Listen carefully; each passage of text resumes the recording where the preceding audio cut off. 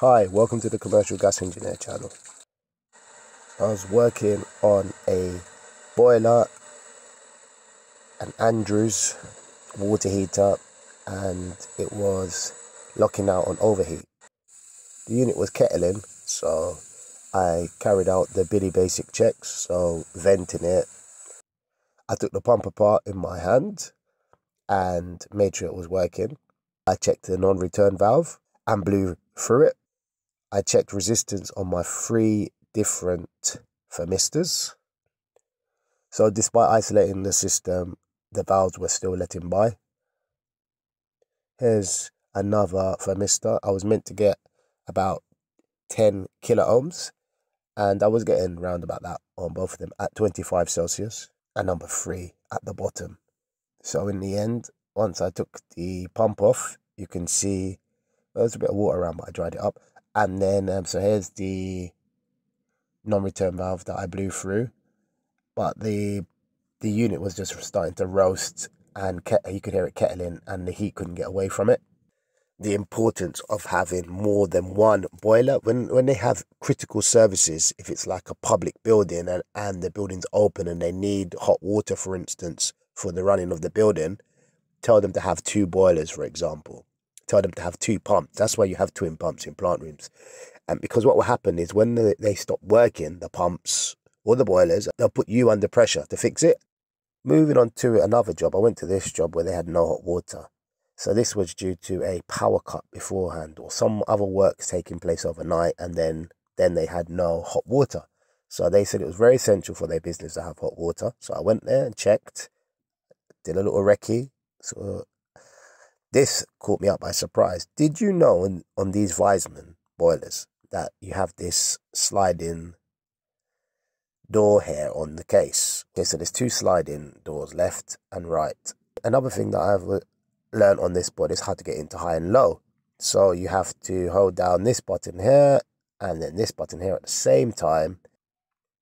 You find a square with a line going through it at the top, and then you press the button to the right, and then you'll get 1 or 2. So here we go, you got 2 here, and then you'd press on, and then it would be for high fire, and 1 on would be for low fire. In this site, I was looking for what could be causing the problem. Someone had decided to switch off the pump switch for some reason, which was controlling all the power to the boiler, and they decided that they just didn't want to switch it back on. So they left the site without any hot water whilst they were carrying out their checks overnight. So witness the temperature rise. You do not need to jump in your van and run to the next job. Get proof of the temperature rising. Even if it's gone up from 20 Celsius to 30 Celsius, you've got evidence of there being a temperature rise. So just a bit of word of advice there. What would you have done differently in this job? Tell me, how would you have gone about this breakdown different? There was something I could have done. I could have booked up a temperature sensor for this. I'm going to look these up. I just thought there might be trouble me actually finding the sensor. I may still look into it. Okay, moving to another site. I went to this site and you can see gas valve is out. So on this boiler, I had high levels of carbon monoxide in low fire. What would you do? Tell me what you do in the comments. So, did 2 things. Booked up a gas valve and ordered a service kit. So, some may just tweak the gas valve. My analyzer was getting flooded very quickly. What can your analyzer handle, by the way? How many parts per million can your analyzer handle? Mine can only handle up to 4K ppm of CO. Here's the burner out. And here's a look inside. You can see, look at all this debris. So I gave it a good wash through. Out of position. You can see definitely needed a service kit. And this is a look inside the boiler. I'm just hoping after I clean this out that it's going to work better, but you're going to see in a moment what happens. So I changed the gas valve first. So to get to the unit, I just removed the whole fan rather than the other connection here. You can remove this. The manufacturer give you this gasket, but I prefer to just remove the fan. So I sprayed it with some vinegar and some water as well. 50% each. Gave it a brush through a brush. I couldn't find my wire brushes. I didn't realize that they were in my van, so I just used what brushes I had in my tool bag at the time. And then don't you just love getting this in? It takes some skill to get it in, because as you move from one section, it jumps out another section, but I managed to get it in. Did a tightness test, and I made a note on here that it was cleaned, so I know, or the next engineer knows, that it has been cleaned. Then I was getting high levels of CO again. And I realized that my CO2 was about 11 or 12%. So I had to make a little adjustment, a little adjustment here. And I went minus 1 full revolution. And in the end, it took about 1.2 of a minus turn. And then eventually the analyzer was happy and the CO2 was where I needed it. And the CO was very low, under 100 parts per million. Tell me, what would you have done differently in this situation? Would you have actually got a service kit? I saw that the seals were perishing, so definitely that I was looking underneath to see if there was any sort of damage. I checked the flue integrity as well. I wish I'd done that first time round before doing anything else, checking the flue's integrity with the case on, obviously, and that was all fine. But tell me what you would have done differently. Would you have just adjusted the gas valve and not bothered cleaning it out? Would you have just cleaned it out and not bothering changing the gas valve? Let me know in the comments below. Okay, here's another job I went to. Believe it or not, I went here for a service, but it turned out to be a breakdown initially. So I had to look inside the panel and see what was going on. You know, I took this picture at first beforehand and didn't actually see this. Can you see it? Can you see what's going wrong here? Bingo, there it is. A breaker had tripped and I didn't realize. I didn't come here for that, but I had to find it. Always try and find out what's going on in these panels if you can. I know you may just be a gas man or a plumber, but have a little look. Obviously, be safe going in there. Make sure you got your rubber boots on. Look for the rubber mat. Be careful what you touch. But know what these relays do. Try and find out what they do. Look at these contactors, see what they do, and so on. These breakers. Have a look and find out just what they do. As your neutral bar and so on, and your isolator. And anything you see not in wagos, like any loose wires, make a note of it and ask them to get a sparky to come back and put it safe. Don't just leave it. You're the last person there, so do something about it. I don't think it's always been like that. I'm not going to do anything, it might kill someone. So make a note of things. When you see drawings at a site, take pictures, because they may disappear all of a sudden. So take pictures. So the pressurization unit, I was checking to see if there was a problem with that. I got the power back onto it and started servicing. So that came on and then told me to wait. One thing you have to watch out for at these places. Look, notice here, do you see a problem? Tell me what problem could happen in the comments. What do you think could happen here? What could go wrong on this site? I tell you what can go wrong. Be careful. Put your covers, your smoke detector covers. You see, can you see this here? And then the plume can make its way to here. So be careful, set off the fire alarm. Big problems. You don't know the size of the building you could be in. There could be 100, 1,000 people in there. That alarm goes off and you could have everybody out on the street. So be careful. Make sure you always look to see where the smoke alarm is when you do anything. Even the heat, the thermal link and so on. Consider what you're doing, because things can happen if you do not cover these. But also afterwards, if you do cover these, make sure you take the cover off. Got this site back up and running, had to repressurize it, tested the boilers and so on, and it was all tickety-boo afterwards. So that was the breakdown. Tell me what you'd have done differently on this site. I went to this call out where they had no hot water in a public building. What's the first things you'd check on this site? What's the first few things you would check? You walk into a site, there's no hot water at the gas-fired water heater. First thing I checked is, can I light the pilot? I tried lighting it. First of all, be careful how much you listen to when someone's telling you. All right, you want information, but sometimes quickly gather on to whether the person that's talking to you has any clue what's happening, because they can lead you up a garden path and you'll be finished for the rest of the day. So you need to throw in the bin some of what they tell you, but do still listen to them, but try to take into account whether this person's on the point, on the ball, or if they're with the theories. So here, first thing I did, try to light. When I couldn't light it now, I checked the gas, and there was no gas going to the unit. To the control panel, I checked the solenoid, if there was power going to the solenoid and so on. But I just first of all thought, right, the fire safety circuit is holding something off and it's stopping my boiler from coming on. What is that thing? Is it a fire alarm? What is it? I checked my knockoff switch on the wall, this, that. I was asking loads of questions. In the end, it was one of these fuses that had gone. Water somehow had dripped down here. See, if you look carefully sometimes, if you take your time on site and just almost sit there and don't touch anything and think, you can catch a lot. Water was dripping here, came in, fell down, went on here and tripped this. And you can see here, there's a hole now in here, which was drilled there in order for the water to drain out. So the water was dripping from here, or dripping from up here at some point and down into the switch. Then in the end, I managed to get a lovely picture of the flame picture of lighting the pilot. Went to another site where the boilers, despite whatever was happening on here, whatever temperature you put, the boilers were coming on and people were complaining about scolding taking place. And I was like, what's happening here? But then I did find out that there were a few engineers there beforehand, a few days before, fiddling about and may have made some changes. So I was there making adjustments to the boiler, and yet the boilers were kicking in and the water was getting quite hot. In the end, I found that there was a Valent controller which was set above 60, and I think it was about, I noticed this in here, it says comms error now, I didn't realize that on the time. But this was set to, the cylinder was set to 65 or 64 Celsius or so.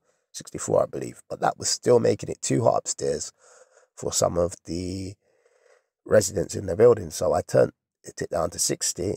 Then I got a recording of the temperature. This isn't the best tool for checking temperature accurately, but there are other thermometers that are more accurate. But when I put my hand underneath, I saw that there was a difference in temperature, and I was satisfied thereafter.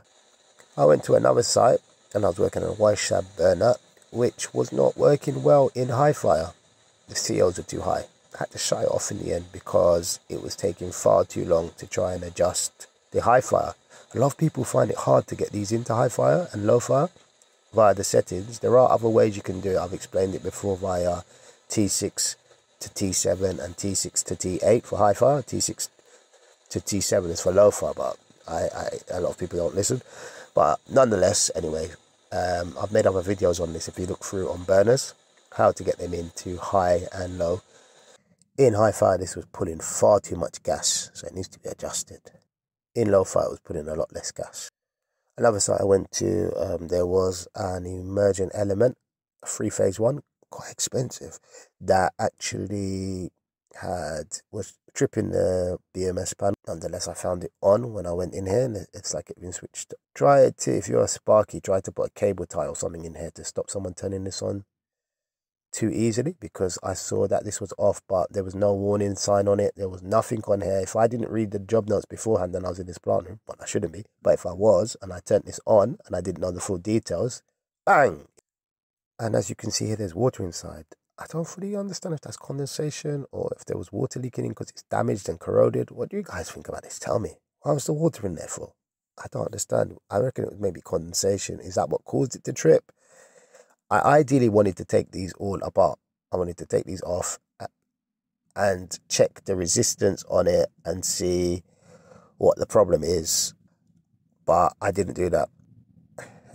I booked up it to be replaced. I could have cleaned it up, dried it up, did a resistance check on it. But then afterwards as well, I'd have to pull it all back and then safely isolate to make sure no one turns it on, etc. Half an hour. It would have just been long. So I was asked to check what the problem was, why it was tripping the breaker. What else could it be? Was it because there was water in there, condensation, that was making it trip? And if you dry up all the water, it stopped tripping. But I don't think that's what it was. I think it was gone. Funny, I went to another site now, and how many do I go to? It's a service, but it turns into a breakdown. And they don't tell you. But I love a breakdown, so I'm not going to refuse. So I started having a look, took a picture of my temperatures. When I arrived on site, had to hit this reset button now, but it just kept locking out. And then I go on the BMS, and also I wanted to see when did this start happening. So I've got my dates here of when it started, because I don't want anyone to say to me, well, it was fine when you got there. So I've got my evidence of when it stopped working. I want to know when on the system. So I look through and see how far back it goes. I like to get pictures of my control panel. Do you? Do you take pictures of them? Take pictures of them in case you forget. You start moving stuff about and you forget where you've put things. So I've got a picture of the lighting. Yeah, it just needed to just be put in hand. For some reason, there was no call from the BMS for this unit to come on. So I put it into hand and one of them came on. As for the other one, it needs new probes. I got them their hot water in the end. This is what I was telling you about earlier. Remember this is vital. Sometimes I see engineers forget things that are so important that can just mess up your day. And this is crucial. Like, I think 90% of commercial engineers need to know this. You have to know on a lot of burners that if you put T6 to T7 on white sub, yellow, new way, if you say you're a burner engineer, you need to know this. Then this is high fire in most cases. And then if you connect T6 to T7, that's low fire. This is a switch I made up myself. And then this is it on the Y sub burner. You see your connection there, T6 to T7 low fire, T6 to T8 high fire. And you can sometimes just safely put a lead from here to here and make up a lead from here to here if you need to. You can also do the same high to low fire on the display if you know how to do that, but it's a bit more complicated. Your switch lives are down here via T1 and T2. Need a connection there, a closed connection for it to come on once all the safety demands have been met. Went to a job where there was some thermal damage from the sill on the combustion chamber door, and it caused melting on the outside. Whilst I was there, I realised that the immersion thermostat wasn't working. This is quite cheap and cheerful. I don't know why this wasn't changed. So I did a resistance check, or should I say a continuity check in between here, and I noticed that it wasn't making. So the thermostat was bad. I even checked the amps as well, because I was wondering why my element wasn't working. So I checked the amps, but I did a resistance check on the element first. I looked up quickly, sometimes you should know this by heart, but I looked up quickly what the resistance should be on a 3000 watt element in 19 ohms. And then here I am doing the resistance check on it. Can you see? In the resistance. Was on another job and I had one boiler that was coming on fine, the one on the right. The one on the left was giving me problems. On this particular unit, I'm here checking when it ignites how much the gas valve opens. Waiting for it to come on. There we go. See the gas valve opening? I saw it opening, but compared to my boiler on the right, which was operating better, the gas valve on the right opened a lot more fully and faster.